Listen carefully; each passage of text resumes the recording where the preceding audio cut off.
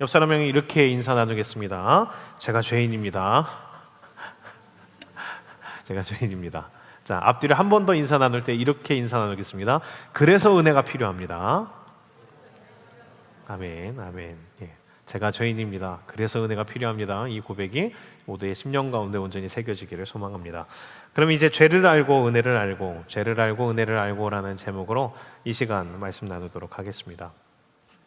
예전에 나왔었던 뉴스인데 인상 깊은 뉴스가 있었습니다. 뭐냐면 미국에서 어떤 범죄자가 한 여성을 죽였습니다. 죽은 여성의 아버지가 재판소에 나와서 이제 그 범죄자를 보게 됐습니다. 눈을 마주치게 됐습니다. 그런데 보통은 사람이 죄의식이 있잖아요. 그 사람을 보면은 자기가 피해를 끼친 사람의 피해자 가정들을 보면 고개를 숙이거나 민망해하거나 해야 되는데, 이 사람은 어떻게 된 건지 그 아버지를 보면서 비웃으면서 조롱을 합니다. 눈이 마주치자. 그러자 이제 분노가 치민 그 피해자의 그 아버지가 그 범죄자에게 달려드는 장면이 나온 영상이었습니다. 그 영상을 보는데 마찬가지의 그 아버지가 느꼈던 그런 분노가 제 안에 일어나는 거를 느꼈어요. 뭐냐면 어떻게 인간이 저럴 수 있을까? 큰 죄를 져놓고 그것에 대한 반성이 없고 부끄러움을 어떻게 모를 수가 있을까? 이것을 보면서 그 아버지가 느꼈던 비슷한 분노를 느끼며, 야, 저런 인간을 어떻게 해야 되나? 이런 생각이 든 적이 있습니다. 가끔씩 그런 일들이 있습니다. 그렇게 끔찍한 죄를 저질렀음에도 불구하고 자기가 죄를 지었다라는 사실조차 못 느끼는 사람들이 있습니다. 이런 사람들은 이 생각이 듭니다. 야, 저런 사람은 정말 용서가 안 된다. 이런 생각이 들게 합니다. 우리나라에서도 예전에 그런 일이 있었어요. 그 일명 크림빵 뺑소니 사건입니다. 임신한 아내가 저녁에 크림빵이 먹고 싶다고 해서 그 남편이 이제 그 아내 크림빵을 사주기 위해 이제 늦은 길을 갑니다. 그런데 음주운전 차에 치인 거예요. 그런데 그 운전자가 그렇게 사고가 났는데도 불구하고 그 사람을 그냥 길거리에 내버린 둔 채로 뺑소니 해버립니다. 그래서 치료만 받았다면, 제때 치료만 받았다면은 살 수도 있었는데 그 사후 조치가 되지 않아서 결국 길바닥 위에서 쓸쓸하게 그 가장이 죽는 사건이 일어났습니다.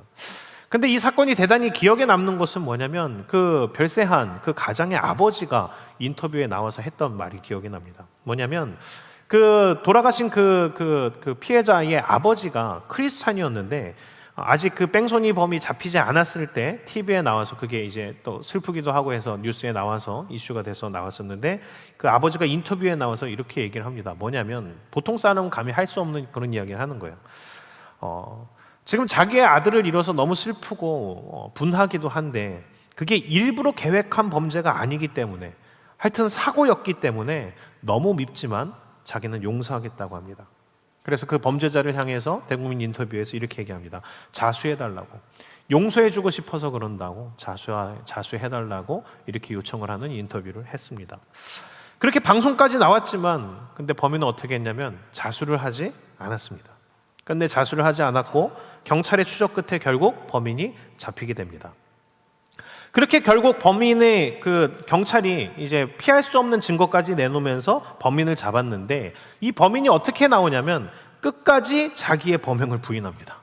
끝까지 안 그랬다고 하고 속이려고 하고 사건을 끝까지 은폐하려는 모습을 보입니다.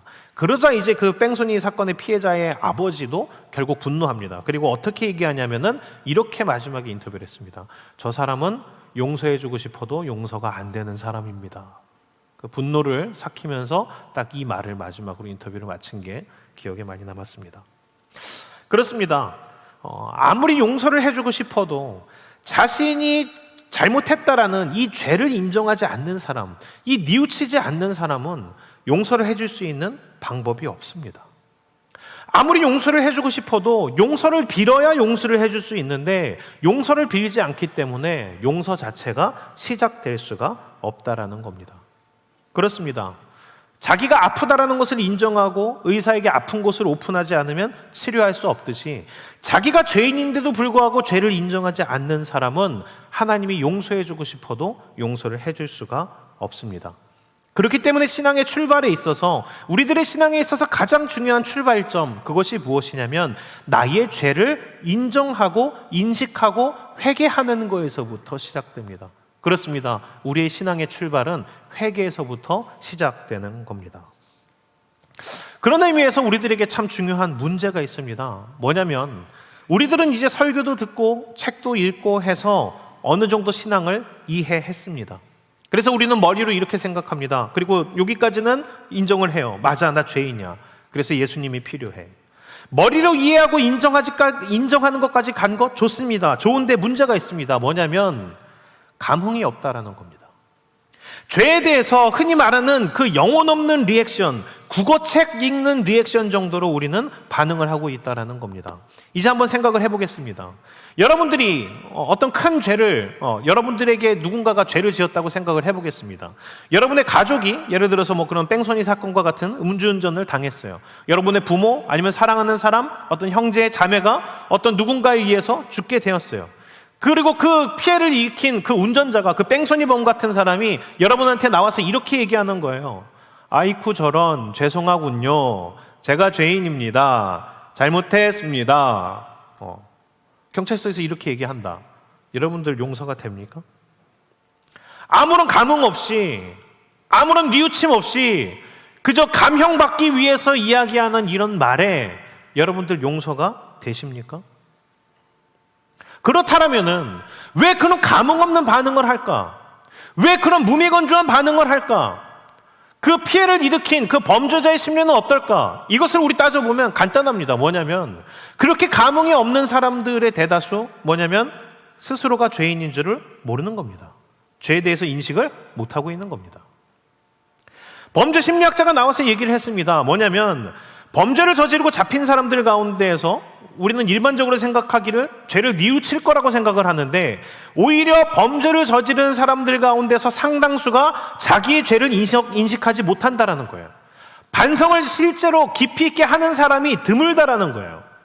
기자들이나 판사 앞에서는 잘못했습니다, 죄송합니다, 반성문도 쓴답니다. 하지만 그게 그들의 진심이 아니라는 거예요. 뒤돌아서면 어떻게 생각하냐면 억울하다라고 생각한대요. 자기가 잘못 걸렸다라고 생각을 한대요. 자기가 단지 재수가 없었을 뿐이라고 생각하고 자기가 저지른 범죄에서조차 남을 탓한다라는 거예요. 그리고 이것은 경범죄자들보다 오히려 중한 범죄를 저지른 사람일수록 나타나는 성향이라고 합니다. 이걸 왜 그럴까 생각해 봤더니 그렇대요. 뭐냐면 죄에 익숙해져 있을수록 그들은 자기가 어떤 잘못을 했는지를 객관적으로 볼 수 있는 눈이 없어진답니다. 참 어이없지 않습니까? 아주 심각한 죄를 저지를수록 오히려 그 사람들이 자기가 죄인인지를 모른다라는 거예요. 그리고 죄를 지면 질수록 더욱 자기 죄를 모른다라는 거예요. 그런데 이 일들이, 이 어처구니 없는 일들이 우리들에게도 동일하게 일어납니다. 우리는 세상 가운데에서, 죄 가운데에서 익숙하게 살다 보니 어느새 나의 영적인 상태를 보는 눈을 잃어버립니다. 하나님 앞에서 내가 얼마나 죄인인지를 우리가 보지를 못하게 되는 겁니다. 그래서 머리로는 대충 이해해서 그래 나 죄인이야 까지는 가도 정말로 자신이 하나님 앞에서 예수 그리스도를 십자가에 못 박은 죄인인지를 볼 수 있는 영적인 감각이 없어진다는 겁니다. 그렇다면 우리는 어떻게 하면 좋을까요? 2015년 6월에 나라에서 어떤 결정을 했냐면 담뱃값에다가 이제 흡연으로 인해서 일어나는 결과들, 그래서 흡연으로 인해서 질병에 걸리게 된 사람들의 사진을 게시하도록 했습니다. 그래서 그때 이후로는 이제 모든 담뱃값 앞에 제일 잘 보이는 데에는 그냥 단순히 경고 문구만이 아니라 그 막 폐가 썩어 들어가는 그런 사진, 목에 막 구멍 난 사진 이런 것들을 붙여놓게 했습니다. 그 전까지는 어땠냐면 담뱃값을 오히려 가장 밝은 느낌이 나게 꾸몄어요. 그래서 이제 오히려 그런 깨끗함을 상징하는 막 이렇게 소나무 이렇게 있고 푸른 청청, 그리고 막 이렇게 막 시원한 어떤 바다 같은 그림, 막 고래 같은 그림 해서 저 담배를 피기만 해도 시원해질 것 같아, 뭔가 자연에 있는 것 같아, 그리고 이쁜 고양이 그림 막 이런 것들을 이렇게 막 그려놓았었어요. 아니면 터프한 이런 뭐 남성의 어떤 그런 느낌, 이런 것들을 그려놓았어요. 왜냐하면 착각하라는 거죠. 사실 그거를 피면은 기분만 그냥 뭔가 그런 기분이 들 뿐 사실은 폐가 썩어 들어가는데 사람들에게는 이미지로 이거는 그래도 덜 썩는 거야 이런 이미지를 주기 위함이었죠. 근데 그게 속이는 거라는 거를 나라도 그렇고 모든 사람들도 그렇고 알고 있는 겁니다. 그런데 담배를 피는 사람들은 지금 당장은 아니니까 거기서 외면한 채로 그 담배를 계속 펴왔었죠. 근데 그 흡연 및 그런 담배, 알코올 이런 걸로 인해서 너무나 많은 사람들이 그 심한 중병에 걸리고 나라에서도 이런 보험금이 많이 들어가니까 이제 그것을 게시하게 했다라는 거죠. 그래서 이 담배값에다가 그 사진을 게시하게 했어요. 그래서 어떻게 됐느냐? 이걸 게시하자 정말로 흡연 인구가 좀 줄었어요. 와, 이게 효과가 있구나. 그런데 좀 있다가 어떤 일이 생겼냐면 실제 통계인데 처음에는 이 통계에 의해서 보면은 많이 줄었는데 다음에 다른 것의 판매량이 늘어나기 시작합니다. 그 늘어난 판매량이 뭐냐면 담배 케이스의 판매량이 늘었어요. 그러니까 이 끔찍한 사진이 있는 이 그림을 보고 싶지 않고 담배는 피고 싶으니까 사람들이 어떻게 했냐면 아주 이쁜 가죽 케이스, 알루미늄 케이스 이런 케이스에다가 담배를 바꿔서 넣고 그냥 외면한 채로 담배를 피더라라는 거예요. 결국에는 다시 흡연량이 올라갔고 옛날과 동일해졌다라는 겁니다. 이처럼 사람은 진실을 직면하기를 싫어합니다. 진실을 붙들기는 보다는 당장 편하고 좋은 곳으로 눈을 가리우려고 합니다. 그러나 진실을 피한 결과는 뭡니까? 결국에는 죽음입니다. 흡연은 필연적으로 암을 부릅니다. 너무나 뻔한 결과입니다. 지금 당장은 아니잖아 라고 하지만 그런 말로 위로하려 해도 소용이 없습니다. 진실을 외면하고 계속돼서 흡연의 길로 가면 암의 길로 갑니다. 결국 암으로서 찾아옵니다. 이건 너무나 뻔한 결과입니다. 그렇기 때문에 불편하더라도 흡연자들은 진실을 직면해야 되죠. 뭐냐면 이것이 결국에는 병으로 죽음으로 가는구나. 이것을 직면하고 자기를 바라봐야 금연을 담배를 끊는 것을 제대로 시작할 수 있다는 겁니다. 근데 신앙에서도 그렇습니다. 아무런 가능 없이 그냥 교회를 나오는 것, 그것이 여러분들의 영혼을 구원하지 못합니다. 성경이 말하는 구원받는 자, 하나님의 자녀가 되는 기준은 단순히 교회를 나오는 것이 아닙니다. 예수 그리스도 앞에서 내가 죄인임을 시인해야 됩니다. 예수 그리스도가 나의 죄를 대신해서 돌아가셨음을 영혼으로 믿어 의심치 않는 겁니다. 단순히 교회를 나오는 것으로, 머리로 아는 것으로 구원받는 게 아니라 당신이 예수 안에서 누구인지를 확인해야 됩니다.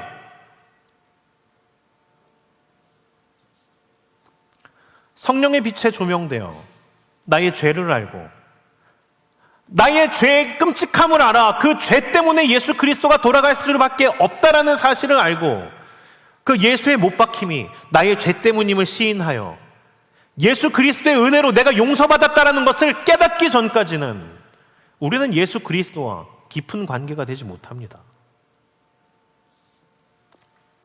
그런데 이것이 참 쉽지가 않습니다. 왜냐하면 예수를 아는 것, 복음을 직면하는 것, 성령을 체험하는 것, 이것이 결코 기분 좋은 일만은 아니기 때문입니다.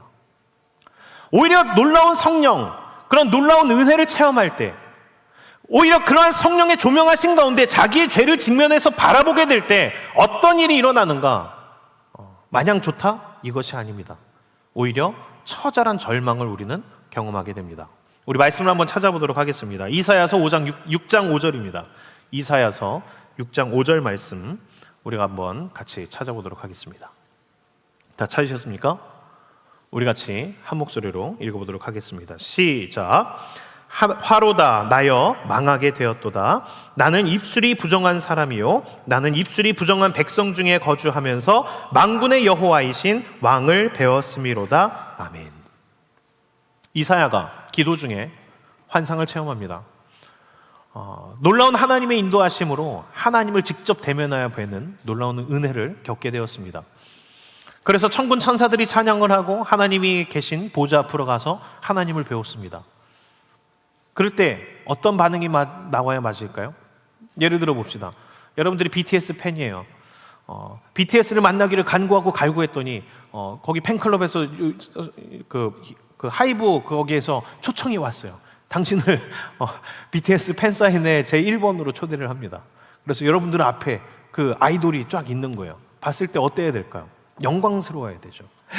와, 어떻게 이럴 수가 있을까? 어머, 어떻게 이렇게 잘생길 수 있을까? 이런 감격, 뭔가 그런 게 있어야 되죠. 그런데 이사야는 그렇게 보고 싶던 하나님을 뵙습니다. 하나님을 만났습니다. 그런데 이사야가 뭐라고 표현합니까? 화로다 나여 망하게 되었도다. 왜 이런 반응이 일어날까요? 우리 다른 부분을 또 보도록 하겠습니다. 사도행전 2장에 보면 베드로가 성령 충만해서 복음을 전하고 말씀을 전할 때에 그 말씀을 깨닫게 된 사람들이 있습니다. 그때 성령 충만한 베드로가 설교를 했더니 수많은 사람들이 베드로가 전하는 그 말씀이 영혼을 깨트리면서 들렸습니다. 그래서 하나님을 말씀 가운데 배웠게 되는 은혜를 누리게 됐습니다. 그때 그 사람들이 어떻게 고백합니까? 이렇게 고백했습니다. 형제여, 우리가 어디할꼬?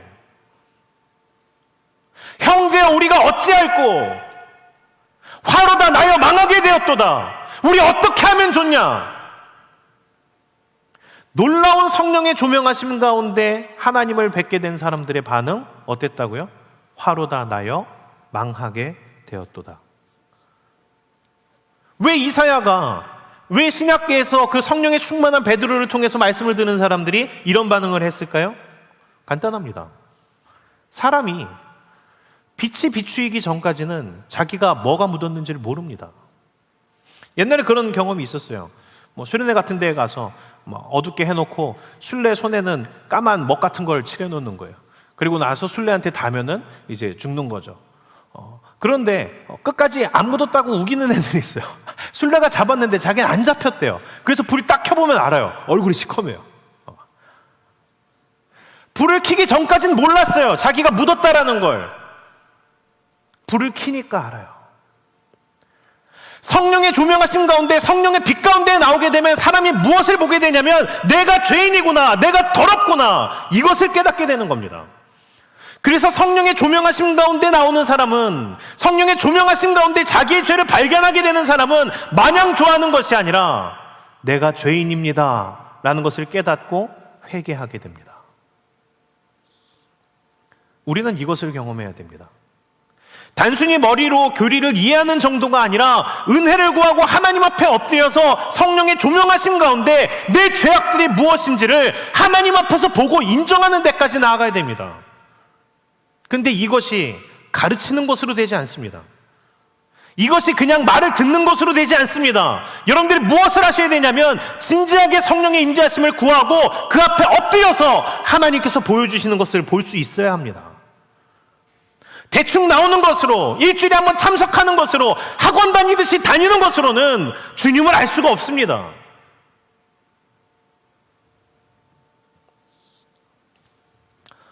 이 시간 한 가지를 간증하겠습니다. 원래 설교 원고에는 없었던 건데 같이 수련회를 갔었던 분들은 들었을 겁니다. 저는 모태신앙입니다. 아버지가 목사님이세요.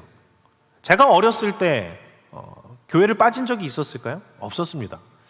남들은 이제 막 교회 가려고 하면은 핍박을 당한다고 했었는데 저 같은 경우에 교회를 안 간다고 하면 핍박을 당하는 처지였습니다. 그래서 늘 교회를 갔지만 마음 한켠에는 어떤 생각이 있었냐면 어떻게 해야 교회를 안 가고 편하게 살 수 있을까라는 고민이 있었어요. 왜냐면 제가 어렸을 때만 해도 이런 TV 만화 영화 같은 게 꼭 주일날 9시에 했거든요. 그런데 예배는 항상 주일 9시예요. 그럼 학교 가면 친구들이랑 애들은 막 무슨 만화 봤어? 무슨 만화 봤어? 지금은 유튜브 있어서 모르겠지만 그때는 본방사수 아니면 못 봤거든요. 너무 억울한 거예요. 그래서 늘 마음 한켠에 갖고 있었던 생각은 어떻게 해야 교회를 안 갈까? 늘 이 고민을 갖고 있었죠. 그러다가 중학생이 됐어요. 그런데도 부모님한테 반항을 할 수는 없으니까 전 모범생이었고요. 그렇게 모범생은 공부는 잘하지 않지만 그냥 모범적인 조용한 학생이었어요. 늘 교회는 갔지만 마음 한켠에 늘 불만이 있었는데 중학교 2학년 때 수련회를 끌려가게 됩니다. 전도사님이 마구잡이로 그냥 저를 끌어넣었어요.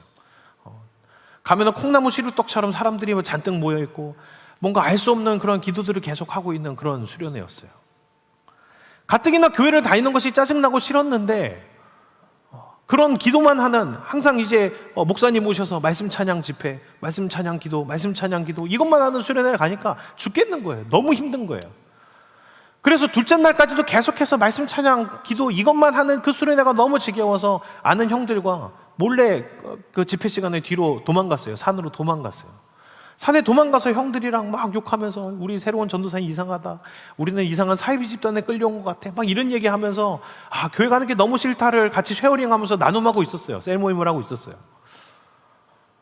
그러면서 문득 든 생각이 뭐냐면 그거였어요. 지금도 지겨운데 이걸 평생 해야 돼? 지금 이 중학교 2학년 때까지 끌려온 것도 너무 지겨운데 내가 평생 이 짓거리를 하면서 다녀야 돼? 나중에 어른 되면은 더한 걸 시키는 거 아니야? 그런 생각 가운데 마음에 결단이 생겼어요. 뭐냐면 내가 이제 중학교 2학년이다.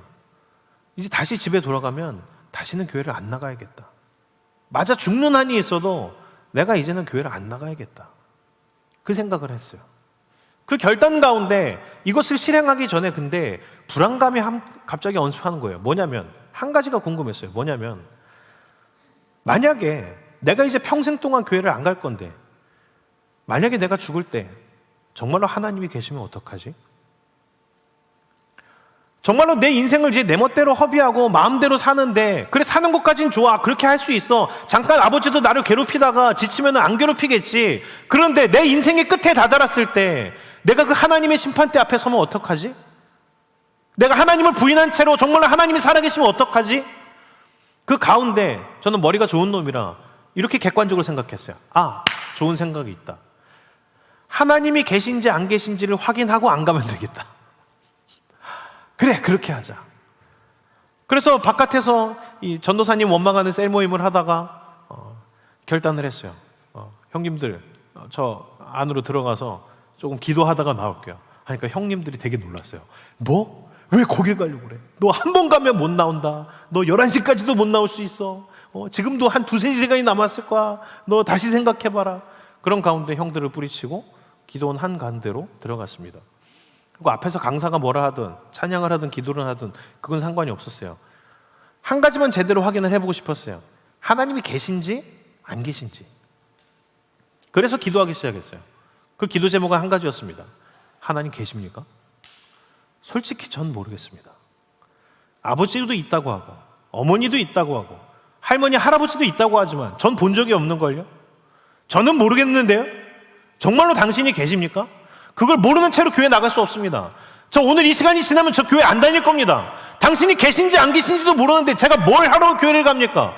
확인을 시켜주시든지 말씀을 하시든지 남들이 있다고 하는 그 하나님을 확인하기 원합니다. 하여튼 그 집회가 끝나기 전까지는 계속 기도해보겠다는 마음으로 그거 한 가지를 놓고 계속 기도했어요. 기도하는 가운데 저를 사랑하신다 말씀하시는 하나님의 음성을 제 10년 가운데서 저는 확인을 했습니다. 그 전에도 교회를 갔고 그 전에도 집회를 갔어요.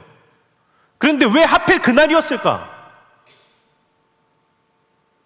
그 전에 수많은 집회를 가고 수많은 기도를 하고 수많은 예배를 드렸는데 그 전까지는 모르는 하나님을 왜 중학교 2학년 여름 수련회 때에야 하나님을 발견하게 됐을까?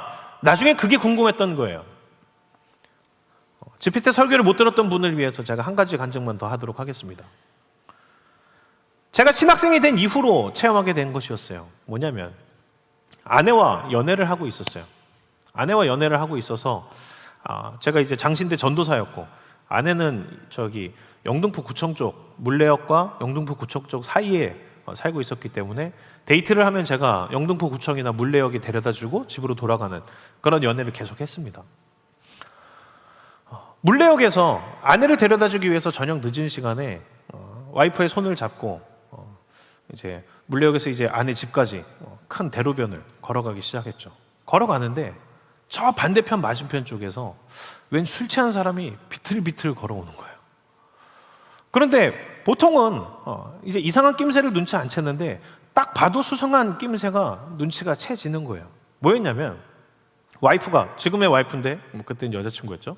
여자친구가 그때 바로 먼저 얘기를 하는 거예요. 뭐냐면 저 앞에 있는 술 취한 사람 이상하다. 그래서 왜?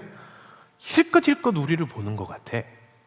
그래서 수상해서 저도 이렇게 유심히 봤더니 저 사람이 우리를 힐끗힐끗 보고 있는 것 같아요. 보통은 주변에 걸어가는 사람들이 신경을 안 쓰는데 저 사람이 술 취해서 비틀비틀 와도 계속 신경을 쓰면서 오는 거죠. 뭘까? 도대체 뭘까? 여자친구가 불안감을 느끼고 저한테 먼저 얘기를 했어요. 자기야, 괜히 시비 붙는 거 아니야? 우리 돌아서 가자. 그런데 남자잖아요.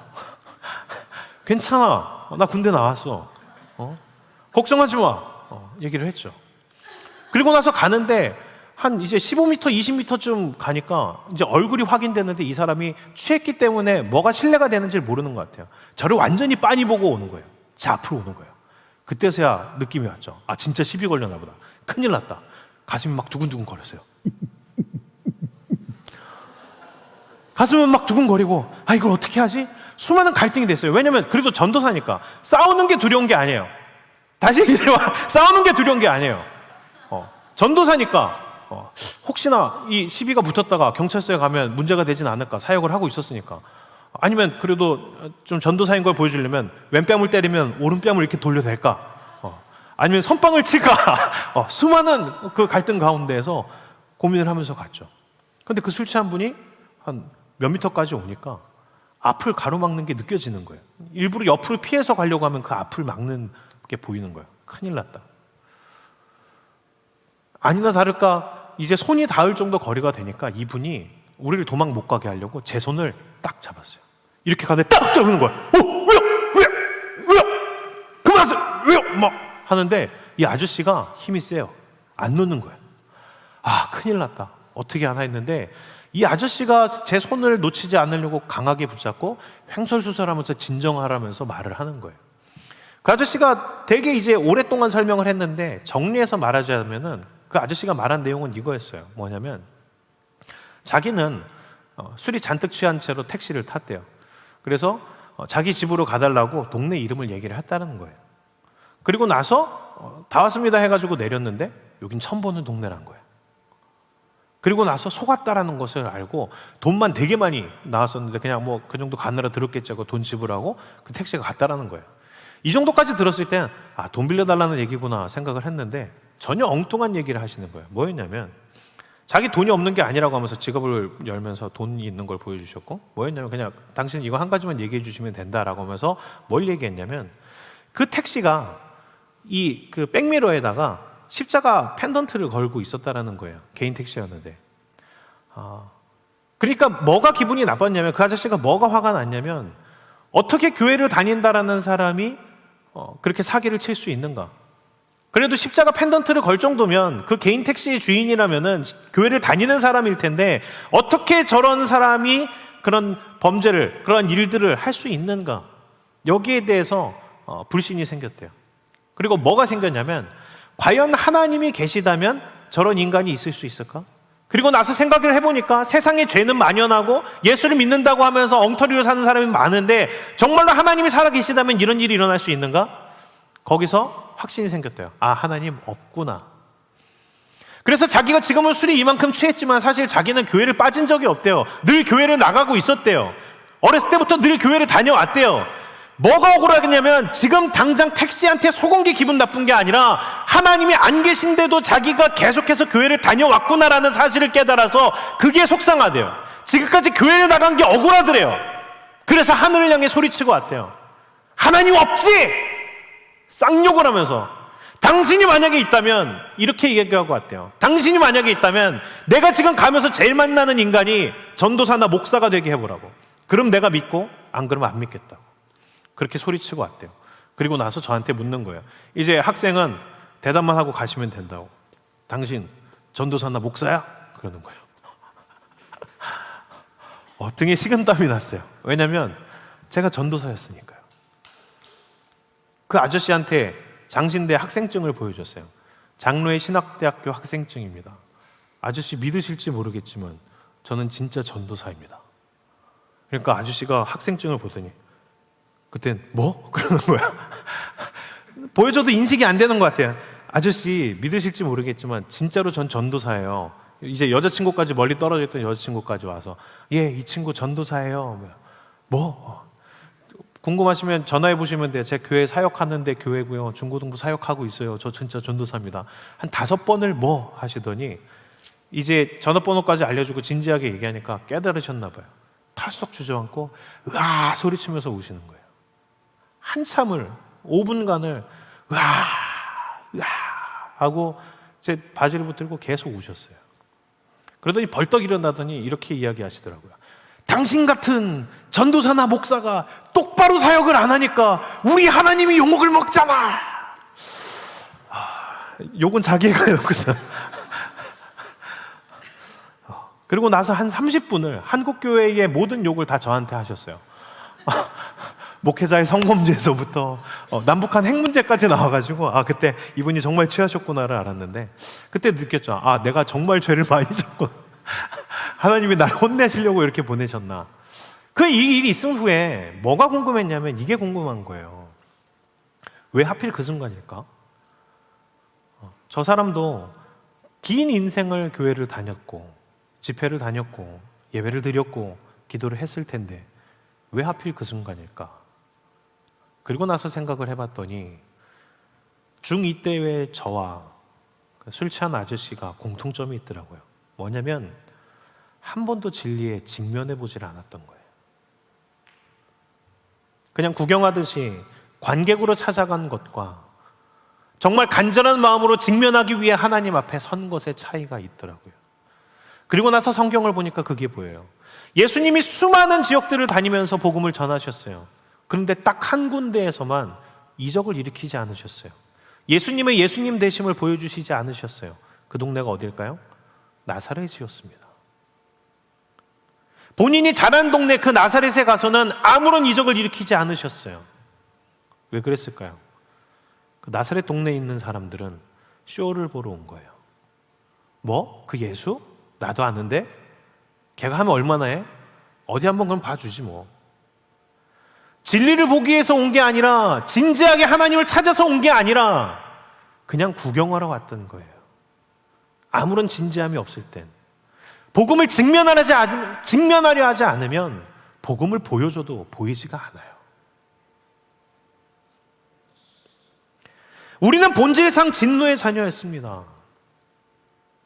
우리는 원래 허물과 죄로 죽을 수밖에 없는 죄인이었습니다. 그렇기 때문에 우리는 우리의 노력과 우리의 힘만으로는 주님을 알 수 없습니다. 십자가가 나의 것임을 인정할 수 없습니다. 우리가 해야 될 것은 주님의 은혜를 구하는 겁니다. 진지하게, 하나님, 당신이 정말로 나의 주인이십니까? 나의 죄를 도말하실 수 있는 분입니까? 그렇다면 당신을 알기 원합니다. 그 성령의 조명하심으로 나를 비춰주시고 나를 하여금 깨닫게 하여 주시옵소서.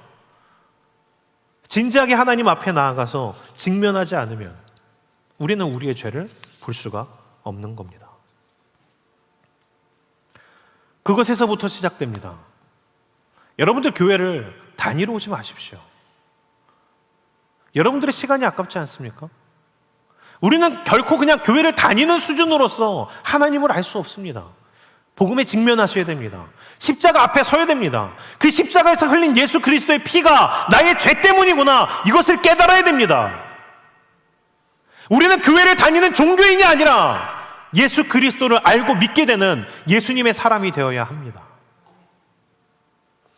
그렇게 놀라운 그 복음 앞에 노출된 사람, 그 자신의 죄를 알고 은혜를 아는 데까지 아는 사람이 결국에는 어디까지 가는 줄 아십니까? 우리 에베소서 2장 8절에서 10절을 읽어보도록 하겠습니다. 에베소서 2장 8절에서 10절입니다. 우리 같이 한 목소리로 읽어보도록 하겠습니다. 같이 읽습니다. 시작. 너희는 그 은혜에 의하여 믿음으로 말미암아 구원을 받았으니 이것은 너희에게서 난 것이 아니요 하나님의 선물이라. 행위에서 난 것이 아니니 이는 누구든지 자랑하지 못하게 함이라. 우리는 그가 만드신 바라 그리스도 예수 안에서 선한 일을 위하여 지음을 받은 자니 이 일은 하나님이 전에 예비하사 우리로 그 가운데에서 행하게 하려 하심이니라. 아멘. 아멘. 에베소서는 이렇게 말합니다. 우리가 그런 놀라운 사랑으로 부르심을 받았습니다. 그 부르심이 어디까지 이어지냐면 하나님의 보내심으로 이어집니다. 왜 우리가 보내심의 자리까지 못 가는지 아십니까? 부르심의 확신이 적어서입니다. 부르심의 은혜의 감격이 우리 안에 아직 느껴지지 않기 때문입니다. 보내심을 받고도 일을 하면서도 왜 불평과 불만이 나오는지 아십니까? 내가 깨달은 내 안에 있는 은혜의 감격이 보내심의 확신까지 이르지 않아서 그렇습니다. 억지로 일할 필요는 없습니다. 그러나 그 보내심의 영광이 무엇인지 아는 데까지 가는 게 우리의 신앙의 방향입니다. 나의 죄를 알도록 성령 하나님께 날마다 기도하십시오. 성령님께서 보여주시는 가운데 나의 죄담을 깨닫고 예수 그리스도의 그 놀라운 은혜가 이미 나를 구원하셨음을 깨달으십시오. 그리고 그 구원의 은혜의 감격이 너무나 벅차서 하나님 나를 보내주십시오라는 데까지 가십시오. 그게 신앙입니다.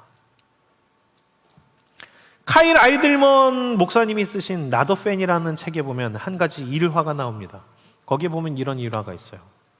이제 보통 목사님들이 예배 끝나면 이제 성도들 나갈 때 앞에서 인사를 하잖아요. 근데 어느 날 어떤 청년이 불쑥 나와서 이렇게 악수하면서 인사하고 갈 때 그 청년이 이렇게 얘기하는 거예요. 목사님이 아우 다음에 또 뵙겠습니다. 다음 주에 또 뵐게요. 아이고 반갑습니다. 이렇게 하면은 그 청년은 손을 딱 잡고 목사님을 부리부리한 눈으로 보면서 이렇게 얘기하더래요. 목사님, 전 예스입니다. 하면서 가더래요. 그래서 뜬금없이 저게 뭐야?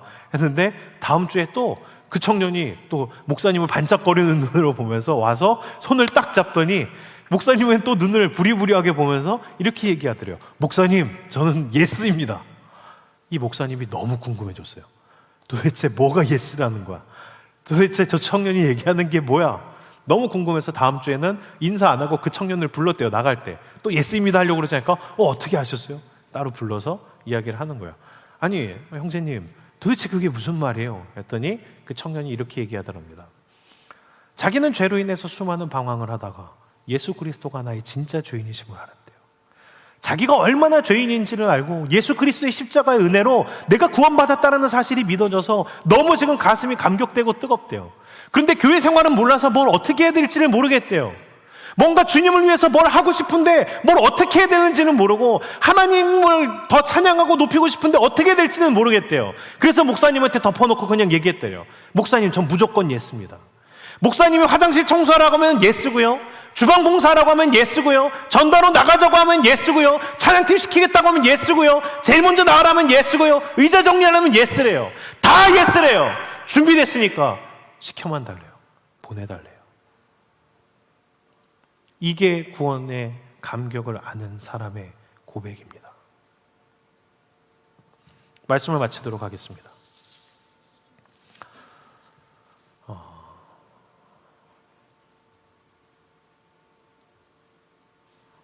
아까 그 찬이 형제가 마지막으로 고른 그 찬양을 부르는데 시킨 거 아닌데 어떻게 그렇게 이 주제에 딱 맞는 찬양을 선곡을 했을까가 신기했어요. 그 찬양을 하면서 여러분들 안에 어떤 생각이 들었는지가 궁금합니다. 내가 예수를, 당신을 못 박았습니다 라고 할 때 그것이 여러분들의 고백이 되기를 원합니다. 그냥 그 찬양을 지은 사람의 고백이 아니라 그것이 나의 고백, 우리의 고백이 돼야 됩니다. 그것은 단순히 머리로 되는 것이 아닙니다. 여러분들이 하나님 앞에 복음에 직면하여 성령의 조명하심 가운데 노출될 때 그게 진짜 여러분들의 영혼 가운데서 나올 수밖에 없는 고백입니다. 우리의 제대로 된 신앙은 거기서 시작됩니다. 내 죄를 인식하는 것에서부터 시작이 됩니다. 그 고백을 들을 수 있는 우리가 되기를 원합니다. 패션 오브 크라이스트에서 그런 인터뷰가 있었어요. 유대인들이 그 영화를 되게 싫어했어요.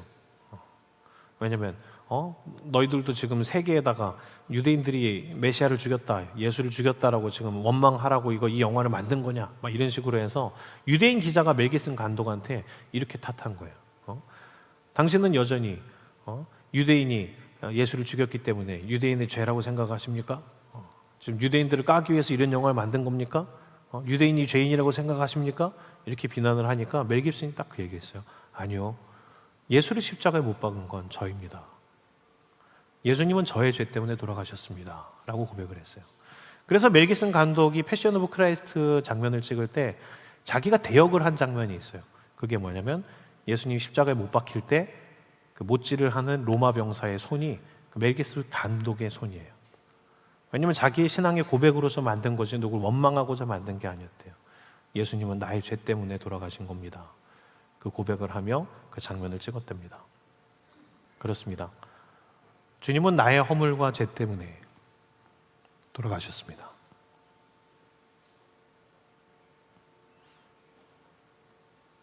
그 예수 그리스도의 사랑이 죽을 수밖에 없는 죄인인 저를 구원하셨습니다. 그래서 저는 이 길을 갑니다. 하나님이 허상이나 수많은 종교 중에 하나가 아니라 저는 하나님이 살아계신 하나님이심을 압니다. 그리고 죽을 수밖에 없는 죄인인 저를 위해서 이 땅에 오신 예수 그리스도이심을 압니다. 그 주님을 함께 알아가는 우리 모두가 되길 주의 이름으로 축원합니다.